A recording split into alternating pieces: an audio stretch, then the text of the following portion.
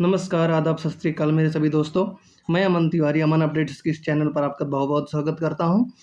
आज हम देखेंगे जो हमारी सीरीज़ चल रही है टॉपिक वाइज़ करंट अफेयर और उससे जुड़े तथ्यों के बारे में। आज हमारा अगला वीडियो होगा। आज हम देखेंगे राष्ट्रीय और अंतर्राष्ट्रीय पर महत्वपूर्ण निधन के बारे में। तो चलिए देखते हैं हमारा जो आज का पहले जो क्वेश्चन होगा। भारत के महान उद्योगपति और टाटा सन्स के मानद चेयरमैन रतन टाटा का अक्टूबर 2024 में निधन हो गया। उन्हें किस वर्ष भारत का सर्वोच्च नागरिक पुरस्कार पद्म विभूषण प्राप्त हुआ था? 2008 में इनको यह पुरस्कार प्राप्त हुआ था। रतन टाटा भारत के सबसे परोपकारी और सम्मानित उद्योगपति थे। उन्हें साल 2000 में पद्म विभूषण और साल 2008 में पद्म विभूषण से सम्मानित किया गया था। उनके नेतृत्व में टाटा समूह ने वैश्विक स्तर पर जैगुआर, लैंड रोवर और कोरस जैसी कंपनियों का अधिग्रहण किया गया था। और दूसरी प्रश्न देखते हैं। भारत और 2025-26 के दौरान सुर्खियों में रहे वयोवृद्ध मूर्तिकार राम वनजी सुतार का निधन हो गया। विश्व के सबसे ऊंची प्रतिमा स्टैचू ऑफ यूनिटी के अलावा इन्होंने किस प्रसिद्ध संरचना का डिजाइन तैयार किया था? तो जो संसद परिसर में महात्मा गांधी जी का ध्यानात्मक प्रतिमा है, इसका भी इन्होंने डिजाइन तैयार किया था। पद्म भूषण से सम्मानित राम वनजी सुतार भारत के सबसे प्रतिष्ठित मूर्तिकार थे। उन्होंने गुजरात में स्थित 182 मीटर ऊंची सरदार वल्लभ पटेल की स्टैचू ऑफ यूनिटी और संसद भवन में स्थापित महात्मा गांधी की प्रसिद्ध 16 फीट ऊंची ध्यानमग्न प्रतिमा का डिजाइन तैयार किया था। बढ़ते हैं हमारे आगे तीसरे प्रश्न की तरफ। भारत के पूर्व नौसेना प्रमुख एडमिरल लक्ष्मी नारायण रामदास का हाल ही में निधन हो गया। उन्होंने किस ऐतिहासिक युद्ध के दौरान आईएनएस बेस की कमान संभाली थी? जो भारत पाक 1971 का युद्ध हुआ था, उसकी बेस में इन्होंने कमान संभाली थी। Admiral LN. रामदास 1990 से 93 तक भारत के नौसेना प्रमुख थे। 1971 के बांग्लादेश मुक्त युद्ध के दौरान उन्होंने आईएनएस बेस की कमांडर के रूप में दुश्मन की जहाज़ों को रोका था, जिसके लिए उन्हें वीर चक्र से सम्मानित किया गया था। बाद में वो शांति अभियान और पर्यावरण आंदोलन से भी जुड़े हुए थे।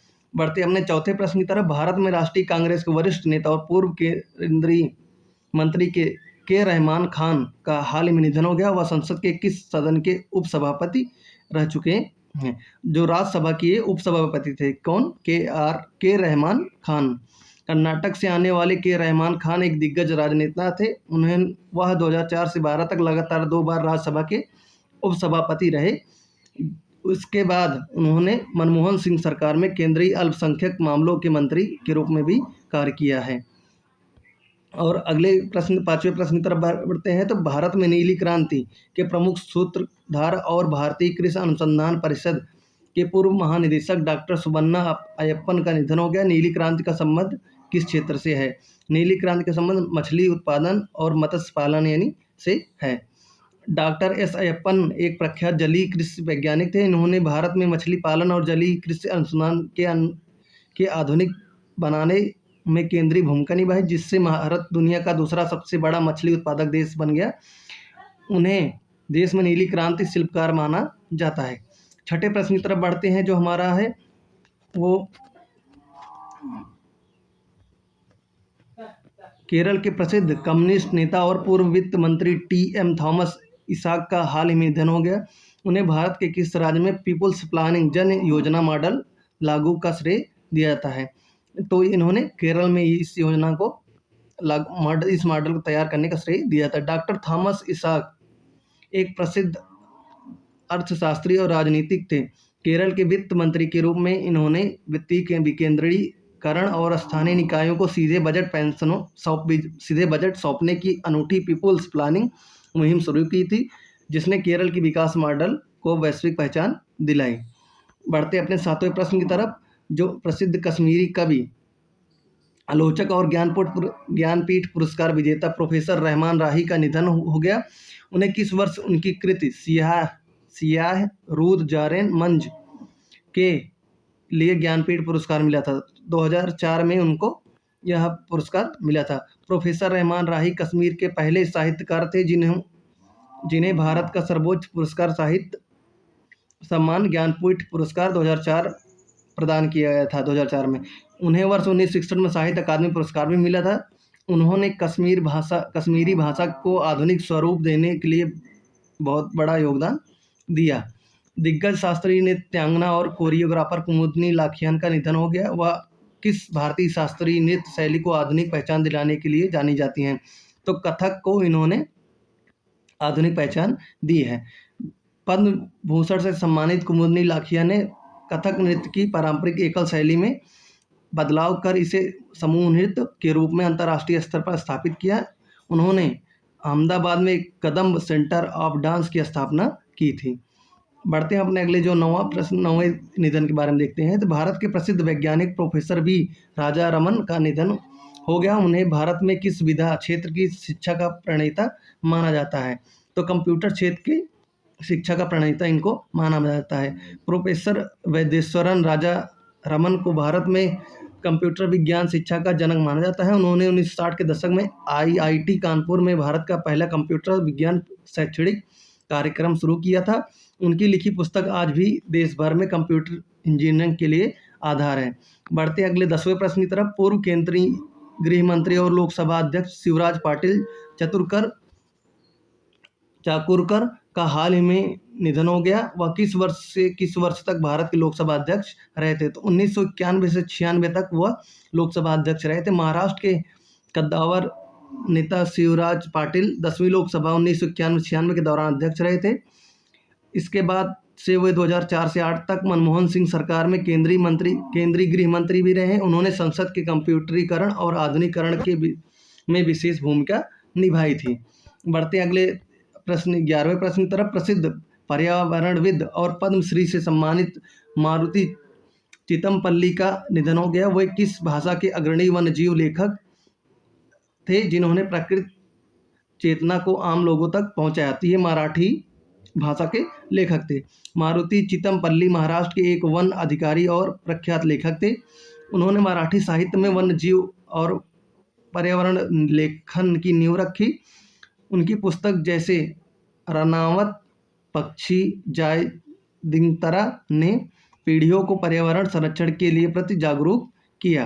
कर्नाटक के अगले प्रश्न की तरफ बढ़ते हैं। कर्नाटक के प्रसिद्ध पर्यावरणविद सालुम मारदा थिमक्का का 110 से अधिक वर्ष की आयु में निधन हो गया। उन्हें किस उपनाम से जाना जाता है? तो मदर ऑफ ट्रीज यानी वृक्षों की माता के उपनाम से जाना जाता है। सालू मारदा थिमक्का ने अपनी पूरी जिंदगी में बिना किसी सरकारी मदद के कर्नाटक में एक राजमार्ग के किनारे सैकड़ों बरगद के पेड़ लगाए और उन्हें अपने बच्चों की तरह पाला। उनके इस अभूतपूर्व योगदान के लिए भारत सरकार ने 2019 में पद्मश्री से सम्मानित किया। अगले प्रश्न तो और बढ़ते हैं, हम देखते हैं 13 जो हमारा प्रश्न होगा। B.R. चोपड़ा की ऐतिहासिक महाभारत में कर्ण की प्रतिष्ठित भूमिका निभाने वाले किस अनुभवी अभिनेता का हाल ही में निधन हो गया? तो जो पंकज धीर जी थे जिन्होंने कर्ण की भूमिका निभाई थी, उनकी मृत्यु हो गई है। पंकज धीर जी, अभिनेता पंकज धीर को 1980 के दशक के अंत में आए धारावाहिक महाभारत में सूर्यपुत्र कर्ण के अभिनय से घर घर में पहचान मिली थी। उनके द्वारा अभिनीत कर्ण के चरित्र को आज भी भारतीय टेलीविजन इतिहास के सबसे प्रभावशाली किरदारों में गिना जाता है। 14वें प्रश्न की ओर बढ़ते हैं। पूर्व मुख्य चुनाव आयुक्त एन गोपाल स्वामी का निधन हो गया। वे भारत के किस महत्वपूर्ण प्रशासनिक सुधार और परिसीमन प्रक्रिया के दौरान आयोग के प्रमुख थे? जो 2006 से 2009 चुनावी सुधार काल था, उसके ये प्रमुख थे। एन गोपाल स्वामी 2006 से 2009 तक भारत के 15वें मुख्य चुनाव आयुक्त थे। उनके कार्यकाल में मतदाता पहचान पत्र यानी वोटर आईडी में फोटो के अनिवार्य उपयोग और चुनावी प्रक्रिया में डिजिटलीकरण को बड़े पैमाने पर बढ़ावा दिया गया था। बढ़ते अगले प्रश्न जो हमारा 15वां प्रश्न होगा। दक्षिण भारतीय और हिंदी सिनेमा के दिग्गज फिल्म निर्माता आर.बी. चौधरी का निधन हो गया। उन्होंने किस प्रसिद्ध फिल्म प्रोडक्शन बैनर की स्थापना की थी जो अपनी पारिवारिक फिल्मों के लिए जाना जाता है? जो सुपर गुड फिल्म्स है ना, बैनर है, उसकी स्थापना की थी इन्होंने। तो अब बात करें इसकी, तो आर.बी. चौधरी ने सुपर गुड फिल्म्स की स्थापना की थी, जिसके तहत उन्होंने तमिल, तेलुगु, मलयालम और हिंदी में 90 से अधिक सफल फिल्मों का निर्माण किया है। वे दक्षिण भारतीय सिनेमा के सबसे सफल निर्माताओं में से एक माने जाते हैं। प्रसिद्ध सिविल इंजीनियर गिरीश भारद्वाज का निधन हो गया। उन्हें भारत के ग्रामीण इलाकों में बुनियादी ढांचों के विकास के लिए किस उपनाम से पुकारा जाता है। Bridge man of the India इस नाम से इनको पुकारा जाता है। तो कर्नाटक के गिरीश भारद्वाज को bridge man of the India कहा जाता है। इन्होंने पश्चिमी घाट और देश के अत्यंत सुदूर ग्रामीण क्षेत्रों में स्थानीय संसाधनों का उपयोग करके 140 से अधिक कम लागत वाले लटकते पुलों का निर्माण किया, जिससे हजारों गांवों का संपर्क मुख्य धारा से हुआ। इन्हें पद्मश्री से सम्मानित किया गया था। बढ़ते अगले प्रश्न जो हमारा 17वां प्रश्न होगा। हाल ही में निधन हुए टीटी जगन्नाथ किस प्रसिद्ध भारतीय घरेलू उपभोक्ता उत्पाद समूह के कार्यकारी चेयरमैन थे? तो जो टीटी के प्रेस्टीज थी, इसके ये कार्यकारी चेयरमैन थे। टीटी जगन्नाथ नाथन ने टीटी के प्रेस्टीज कंपनी को भारतीय रसोई का एक अनिवार्य हिस्सा बनाने में नेतृत्व किया। उनके कार्यकाल में प्रेशर कुकर से लेकर आधुनिक किचन गैजेट्स के निर्माण में कंपनी ने भारतीय बाजार में एकाधिकार जैसी सफलता प्राप्त की। बढ़ते हैं अगला जो हमारा 18वां प्रश्न होगा।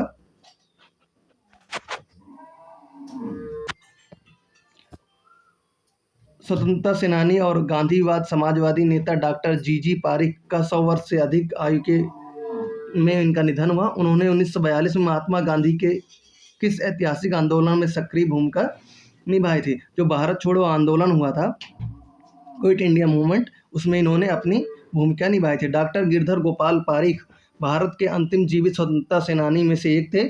उन्होंने 1942 के भारत छोड़ो आंदोलन के दौरान छात्र नेता के रूप में जेल यात्रा की थी। आज़ादी के बाद वे आचार्य कृपलानी और जयप्रकाश नारायण के साथ समाजवादी आंदोलन में सक्रिय रहे थे। बढ़ते हमारे 19वें प्रश्न की तरफ। हाल ही में निधन हुए वयोवृद्ध राजनेता रवि नाइक किस तटीय भारतीय राज्य के पूर्व मुख्यमंत्री और कदावर नेता थे? तो ये गोवा के मुख्यमंत्री रह चुके हैं। तो रवि नाइक 1990 के दशक में 2 बार गोवा के मुख्यमंत्री रहे। वे गोवा की राजनीति के एक कदावर नेता थे। उन्होंने राज्य में सामाजिक आर्थिक पिछड़े वर्गों के उत्थान और पर्यटन नीतियों को आकार देने में महत्वपूर्ण भूमिका निभाई थी। अब 20वें प्रश्न की तरफ बढ़ते हैं। मलयालम सिनेमा के राष्ट्रीय पुरस्कार के विजेता अभिनेता सलीम कुमार का हाल ही में निधन हो गया। उन्हें मुख्य रूप से किस शैली के अभिनय में महारत और बाद में गंभीर चरित्र भूमिकाओं के लिए जाना जाता है? तो इन्हें कॉमेडी और चरित्र अभिनय के लिए जाना जाता है। सलीम कुमार मलयालम सिनेमा बॉलीवुड के सबसे शानदार अभिनेताओं में से एक थे। इन्होंने अपनी शुरुआत एक मिमिक्री कलाकार और हास्य अभिनेता के रूप में शुरू की थी, लेकिन फिल्म अदामिनतो माकान अबू यानी अबू सन ऑफ एडम में बेहतरीन गंभीर अभिनय के लिए उन्हें सर्वश्रेष्ठ अभिनेता का राष्ट्रीय फिल्म पुरस्कार मिला था। बढ़ते हैं, देखते हैं हम कुछ हमारे जो अंतर्राष्ट्रीय निधन के बारे में। विश्व के सबसे प्रभावशाली और क्रांतिकारी राजनीतिक नेताओं में से एक फिदेल कास्त्रो के भाई और क्यूबा के पूर्व राष्ट्रपति राउल कास्त्रो का हाल ही में निधन हो गया। वे किस वर्ष से किस वर्ष तक क्यूबा के राष्ट्रपति रहते थे? 2008 से 2018 तक ये क्यूबा के राष्ट्रपति रह चुके हैं। राउल कास्त्रो ने अपने बड़े भाई फिदेल कास्त्रो के अस्वस्थ होने के बाद 2008 से आधिकारिक रूप से क्यूबा की सत्ता संभाली और 2018 तक राष्ट्रपति रहे। उनके कार्यकाल में क्यूबा ने अमेरिका के साथ अपने ऐतिहासिक तनावपूर्ण संबंधों को सुधारने की दिशा में कदम बढ़ाए थे। बढ़ते हमारे जो अगला प्रश्न 22वां प्रश्न होगा। प्रख्यात नोबेल पुरस्कार विजेता वैज्ञानिक लुईस ई ब्रश का निधन हुआ। उन्हें किस क्रांतिकारी खोज के लिए रसायन विज्ञान में साल 2023 का नोबेल पुरस्कार दिया गया था? जो क्वांटम डॉट्स की खोज के लिए इन्हें नोबेल पुरस्कार मिला था। अमेरिकी रसायन शास्त्री लुईस ई ब्रश नैनो टेक्नोलॉजी के जनक माने जाते हैं। उन्होंने क्वांटम डॉट्स अतिसूक्ष्म नैनोकण की खोज की थी, जिसका उपयोग आज आधुनिक एलईडी टेलीविजन स्क्रीन, चिकित्सा इमेजिंग और सौर सेल में बड़े पैमाने पर किया जा रहा है। अगले प्रश्न की ओर बढ़ते हैं, जो हमारा 23वां प्रश्न होगा। इतिहास के सबसे प्रभावशाली फैशन डिजाइनरों में से एक जियो जॉर्जिया अरमानी का निधन हो गया। वे किस देश के मूल निवासी थे जिन्होंने वैश्विक फैशन उद्योग का चेहरा बदल दिया? ये इटली के रहने वाले थे। इटली के मिलान शहर से अपने करियर की शुरुआत करने वाले जॉर्जियो अरमानी का पावर सूट का जनक माना जाता है। इन्होंने पुरुष और महिलाओं के लिए कॉर्पोरेट हॉलीवुड रेड कार्पेट परिधानों के लिए एक आधुनिक आरामदायक रूप खोजा है। ये आप देख लेंगे, बहुत ज़्यादा महत्वपूर्ण नहीं। ये कहाँ के रहने वाले, किस लिए इनकी बात हुई, ये ज़्यादा देखना जरूरी। संयुक्त राज्य अमेरिका के पूर्व शक्तिशाली उपराष्ट्रपति डिक चेनी का निधन हो गया। वे किस अमेरिकी राष्ट्रपति के कार्यकाल के दौरान देश के उपराष्ट्रपति थे, जिन्हें इराक युद्ध का मुख्य वास्तुकार माना जाता है। जो जॉर्ज डब्ल्यू बुश थे, उनके कार्यकाल में ये उपराष्ट्रपति रह चुके हैं। डिक चेनी 2001 से 2009 तक जॉर्ज डब्ल्यू बुश के प्रशासन में अमेरिका के 46वें उपराष्ट्रपति थे। उन्हें अमेरिकी इतिहास के सबसे शक्तिशाली और प्रभावशाली उपराष्ट्रपतियों में गिना जाता है। और जो 9/11 वाली घटना हुई थी ना, 9/11 के हमलों के बाद अफगानिस्तान और इराक में अमेरिकी आक्रमण की नीतियों के पीछे उनका सबसे बड़ा दिमाग था। और अगले प्रश्न की ओर बढ़ते हैं, जो हमारा 25वां प्रश्न होगा। हॉलीवुड की सबसे प्रतिष्ठित टीवी श्रृंखला ट्विन पीक्स और फिल्म मुल्होलैंड ड्राइव के निर्माता डेविड लिंच का निधन हो गया। वह किस सिनेमाई शैली के लिए दुनिया में भर में प्रसिद्ध थे? तो जो उन्हें अति यथार्थवाद और रहस्यमय सोरियलिज्म और मिस्ट्री के लिए फेमस थे। और बस इतना ही जानिए, और इसमें ज़्यादा कुछ पढ़ना है, आपको पीडीएफ मिल जाएगी, आप पढ़ना चाहेंगे पढ़ लेंगे। महान अमेरिकी रॉक बैंड ग्रेटफुल डेड के सह संस्थापक और प्रसिद्ध गिटारिस्ट बॉब बियर का निधन हो गया। इस बैंड को 1960 के दशक में किस सांस्कृतिक आंदोलन का प्रतीक माना जाता है? तो जो काउंटर कल्चर थे, यानी काउंटर कल्चर और साइकेडेलिक रॉक, इसके लिए इसका यह प्रतीक माना जाता है। सैन फ्रांसिस्को से उभरे ग्रेटफुल बैंड ने दुनिया में लाइव कॉन्सर्ट की संस्कृति को बदला। बढ़ते हैं हम अगले प्रश्न, जो हमारा 27वां प्रश्न होगा। दुनिया के सबसे प्रसिद्ध कॉमिक स्ट्रिप डिल्बर्ट के निर्माता और प्रसिद्ध अमेरिकी कार्टूनिस्ट स्कॉट एडम्स का हाल ही में निधन हो गया। डिल्बर्ट कॉमिक स्ट्रिप्स मुख्य रूप से किस विषय पर व्यंग करती थी? तो जो